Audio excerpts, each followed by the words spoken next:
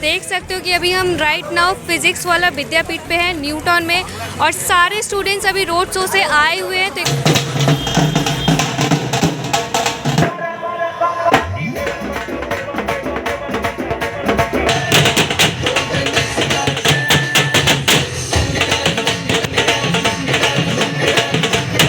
आपका front desk area, जहाँ को आप आकर के जो भी आपको एडमिशन्स के रिगार्डिंग या कुछ भी आपको बात करना है तो आप सीधे इधर आकर के बात कर सकते हो। और यहाँ हमारे सारे पेरेंट्स अवेलेबल हैं जिनका स्टूडेंट के सेलिब्रेशन के लिए आए हुए हैं आज इस न्यूटन विद्यापीठ में, और बाकी भी हम चीज़ें आपको कवर कराएंगे। तो चलिए देखते हैं। सो ये हो गया आपका काउंसलिंग डेस्क, ठीक है। अगर आपको एडमिशन्स लेना हो, क्या चीज़ें हैं, ठीक है, बैचेस के बारे में जानना हो, यहाँ हमारा अकाउंट्स है, तो अगर आप पेमेंट वगैरह करना हो तो इधर आके कर सकते हो। कॉन्फ्रेंस रूम, तो ये आपको कॉन्फ्रेंस रूम मिल जाएगा, एंड इसके ऊपर जितने भी क्लासेस, सारे क्लासेस कंडक्ट करवाए जाते हैं।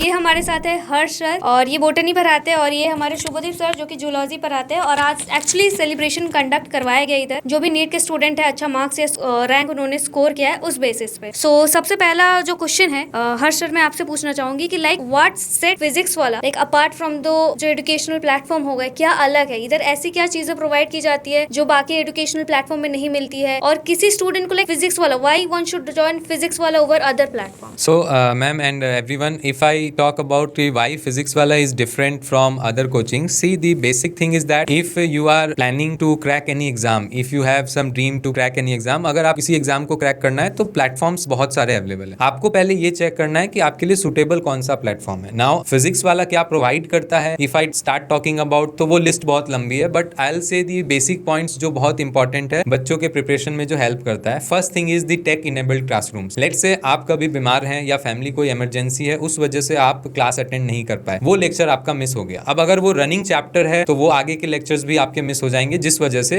वो चैप्टर आपका प्रॉब्लम होगा। सो व्हाट वी प्रोवाइड, जो क्लासरूम में लेक्चर्स होते हैं उनका रिकॉर्डिंग और नोट्स आपको मिलता है ऐप पे। अपार्ट फ्रॉम दिस, जो हमारे टेस्ट सीरीज होते हैं वो सब बहुत ज्यादा हेल्प करते हैं आपको अपने परफॉर्मेंस को ट्रैक करने में, एंड आपको PW ऐप का एक एक्सेस भी दिया जाता है जिसपे आप उन टेस्ट को री अटेम्प्ट भी कर सकते हैं। So these are the few things which are important and which we provide in Physics Wallah. Okay, so एक री अटेम्प्ट का लाइक काफी बढ़िया फीचर है, जिधर आप मान लो कोई चैप्टर आपका वीक रहा, फिर से आप देना चाहते हो आफ्टर इंप्रूवमेंट, मतलब फिर से हमने रिवाइज किया, गो थ्रू किया चैप्टर को, तो आप री अटेम्प्ट कर सकते हो चीजों को। तो ये सबसे बड़ा मेन पॉइंट है। सेकंड क्वेश्चन जो हम डिस्कस करना चाहेंगे शुभदीप सर से, लाइक आपके जो टीचिंग वेज है फिजिक्स वाला भी, जो विद्यापीठ में जो टीचर्स है, फैकल्टी मेंबर्स हो गए, उनका जो टीचिंग वे है ना अलग है बाकियों से अगर हम कंपेयर करें, और वो किस वे में स्टूडेंट को जो है हेल्प करता है अच्छा मार्क्स लाने में, अच्छा रैंक स्कोर करने में? इफ आई टॉक अबाउट यहाँ के फैकल्टीज क्या करते हैं, दे टॉक एनालॉजिकली मतलब अगर मुझे एक टॉपिक समझाना है, मैं क्या करता हूँ किसी चीज के साथ उसे रिलेट करके समझाता हूँ जो रियल लाइफ के रीजन से रिलेटेड, मतलब रियल लाइफ के कोई चीज जो वो लोग हर दिन देखते हैं उससे मैं रिलेट करके अगर किसी टॉपिक को समझाऊं तो इससे क्या होता है, they can connect the dots easily. तो उसमें क्या है, ये डिजिटल बोर्ड्स जो है, डिजिटल बोर्ड्स में हम लोग क्या करते हैं, we draw the diagram first and then we explain. तो इससे क्या होता है कि उनको एक आइडिया रहता है बच्चों को कि हम लोग कैसे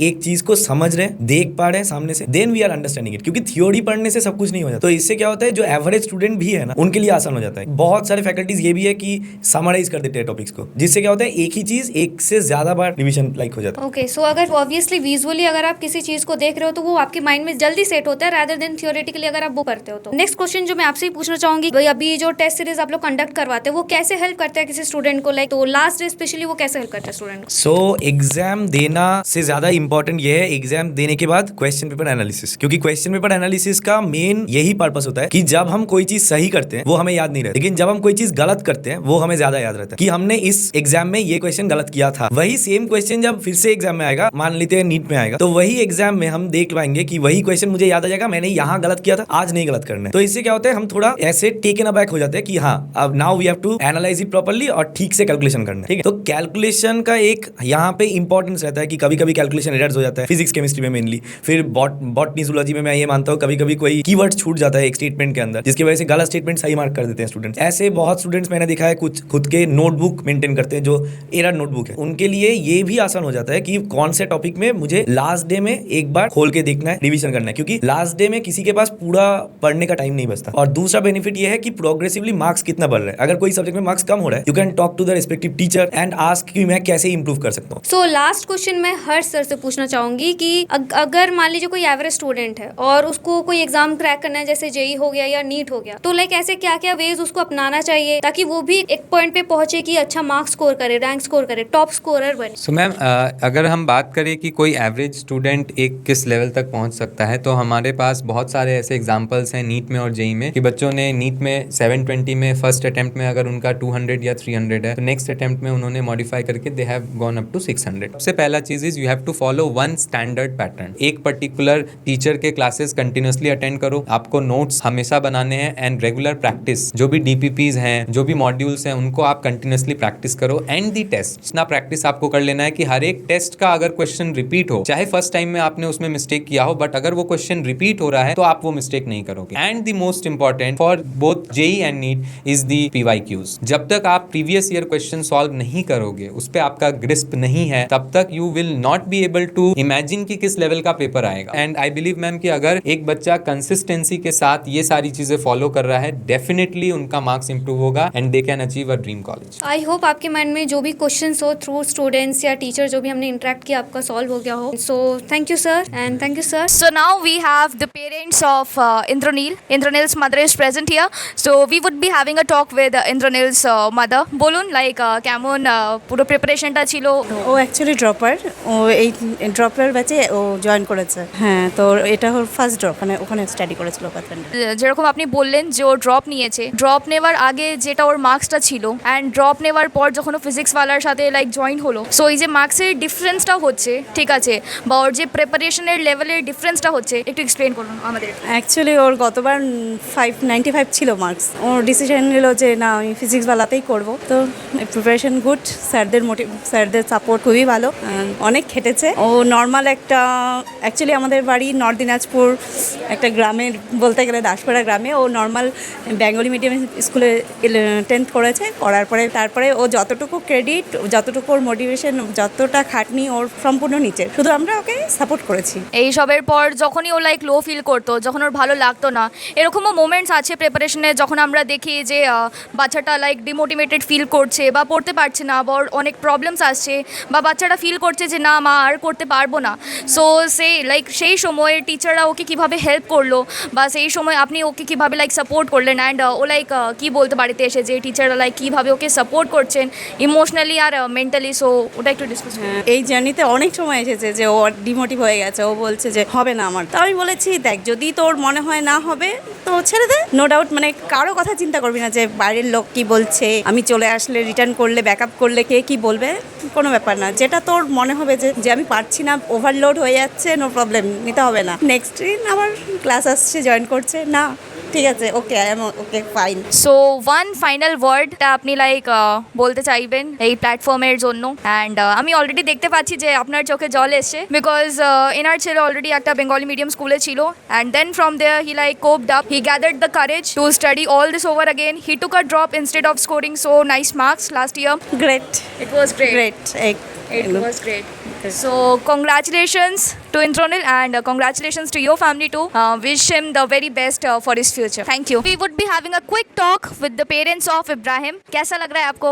Like बताइए. मुझे तो बहुत अच्छा लग रहा है, बहुत खुशी हो रही है जैसे एग्ज़ाम किया था जितना टफ था, डर लग रहा था, लेकिन बहुत खुशी हो रही कि बच्चे ने जो है बहुत अच्छा रैंक लाया। उन्होंने जो है विद्यापीठ साउथ कोलकाता गरियाहाट के ब्रांच से जो है स्टडी की, 608 नंबर लाके 913 ऑल इंडिया जो है जनरल रैंक हासिल किया है। थैंक्स फिजिक्स वाला ने जो है 12 की पढ़ाई जो है वहीं से की थी विद्यापीठ के जो है ब्रांच से, और क्लास 11 की ऑनलाइन घर पे स्टडी की थी फिजिक्स वाला की जो है कोर्स को लेकर के। सो जैसा आपने बताया कि 11th में उसने होम स्टडी की थी, सो 12th में फिजिक्स वाला ज्वाइन करने के बाद इब्राहिम को क्या प्रॉब्लम्स फेस करना पड़ा जब वो बैकआउट हुआ, जब उसको डिमोटिवेशन हुआ, जब वो लो फील किया, ये आप लोग प्लीज शेयर करिए। जी, मैं इब्राहिम की सिस्टर हूँ, फर्स्ट ईयर MBBS में हूँ। मैंने भी फिजिक्स वाला में एनरोल किया था पिछले साल AITS में। तो मेरे भाई ने जब डिमोटिवेटेड फील किया, वो टीचर्स के पास भी डाउट पूछने जाता था। वही बात है कि जब भी वो फील करता था कि उसकी मेहनत की हिसाब के मार्क्स नहीं आ रहे, तो वो यूजुअली बहुत लो फील करता था, विच इज़ वेरी नेचुरल। 650 660 उसके लिए काफ़ी लो रहता था। मैं उसको बोलती थी कि फिजिक्स वाला के पेपर्स ऐसे ही होते हैं, पहले टफ, फिर आपके नीट के लेवल के हो जाएंगे तो आप अच्छे से स्कोर कर लीजिएगा। एंड फिर एंड में जाके वो 700 प्लस स्कोर करने लगा, and as a result of that उसे टॉपर्स बैच में ऐड करके काफ़ी अच्छी उसकी टेस्टिंग करा दी गई। उस लेवल की टेस्टिंग की वजह से ही उनका वो स्पीड रहा, जिसकी वजह से नीट 2025 जैसा lengthy, tough and challenging paper उन्होंने टाइम पे कंप्लीट किया एंड परफॉर्म भी करके दिखाया। तो I am really grateful to Physics Wallah for their entire support. So congratulations Ibrahim and congratulations to his family too. So thank you for joining us. मेरे साथ 2 student हैं, इनका नाम जोरा है और इनका नाम शोइकत है। मैंने नीट 2025 के लिए प्रिपरेशन लिया था और मेरा मार्क्स है 555 एंड मेरा रैंक है AIR 10,011। मेरा स्कोर 564 आया है और मेरा रैंक 6,938 है। तो जोरा, सबसे पहले आप बताइए कि फिजिक्स वाला ने आपको अपने प्रिपरेशन जो है उसके लिए कैसे हेल्प किया? मैं फिजिक्स वाला से 2 साल से जुड़ी हूँ, ये मेरा सेकंड ड्रॉप था। ये लोग सब कुछ प्रोवाइड करते हैं, बुक्स से लेकर के लेक्चर्स, जो भी लेक्चर्स होते हैं क्लासेस में वो सारे लेक्चर्स की वीडियो रिकॉर्डिंग देंगे, सारे नोट्स देंगे। बट अगर आप टीचर से मांगेगा वो आपको एक्स्ट्रा क्वेश्चन पेपर्स देंगे, आपको एक्स्ट्रा मटेरियल्स देते हैं। रिसोर्सेज, जो एकेडमिक रिसोर्सेज आपको चाहिए वो सब कुछ प्रोवाइड करेंगे। उसके साथ साथ कोई भी गाइडेंस चाहिए वो सब कुछ प्रोवाइड करेंगे। आप पूरा टाइम हमारे पास डाउट फैकल्टी रहती है, कभी भी कोई डाउट हो आप उनके पास जाकर के पूछ सकते हैं। टीचर से अगर कभी भी कोई प्रॉब्लम होता है, एकेडमिक हो नॉन एकेडमिक हो, वो हमेशा हेल्प करने के लिए तैयार रहते हैं। तो जैसा कि आप सब सुन सकते हो कि फैकल्टी इधर की काफ़ी अच्छी है। So what motivate you to join Physics Wallah? आप फिजिक्स वाला को क्यों प्रेफर करते हो ओवर बाकी जो एजुकेशनल प्लेटफॉर्म हो गए? मेरा एक फ्रेंड है जिसने 2 साल पहले इसी सेंटर से पढ़ के नीट में बहुत अच्छा रैंक लाया था। ठीक से सॉल्व नहीं हो पा रहा था, तो मैंने उससे कंसल्ट किया। उसने बताया कि यहाँ पे डाउट सॉल्विंग बहुत अच्छा होता है, तो उसी ने मेरे को मोटिवेट किया था। तो और कुछ स्टूडेंट्स हमारे साथ जुड़ गए हैं। इनका नाम है अजलान, ये है स्नेहा एंड ये है इंद्रनील। सो एक एक करके हम इनका रैंक जान ले। सो सबसे पहले अजलान, आप बोलिए आप कौन से एग्जाम के लिए प्रिपेयर कर रहे थे? इस साल मैंने नीट UG 2025 दिया है। इस साल मेरा स्कोर था 547 और ऑल इंडिया रैंक थी 13,731। मैंने नीट के लिए प्रिपेयर किया था इस साल। मेरा स्कोर है 581 और मेरी AIR है 3,416। मैं नीट दिया था इस बार और मेरा मार्क्स था 608 और मेरा रैंक था 909 ऑल इंडिया रैंक। तो सबसे पहले स्नेहा आप बताइए, अगर अभी कोई व्यूअर है, मान लीजिए वो एवरेज स्टूडेंट है और उनको टॉप स्कोर करना है, तो ऐसी क्या स्ट्रेटेजीज उनको अपनानी चाहिए जिसके वजह से उनका मार्क्स में इंप्रूवमेंट हो? ये पहली बात तो ये थॉट निकाल देना चाहिए कि कोई आप एवरेज हो। If you will incorporate that thought, that I don't think कुछ भी पॉसिबल होगा। कुछ करने के लिए पहले खुद सेल्फ बिलीव होना चाहिए और सेल्फ कॉन्फिडेंस बहुत इंपॉर्टेंट है, ओवर कॉन्फिडेंस नहीं। आई वुड से रिपीटेशन हर चीज का होना चाहिए। रिवीजन कंटिन्यूअसली करते रहना है। कुछ कंटेंट भूल रहे तुरंत उठा के रिवाइज कर लो। Question practice obviously is a very important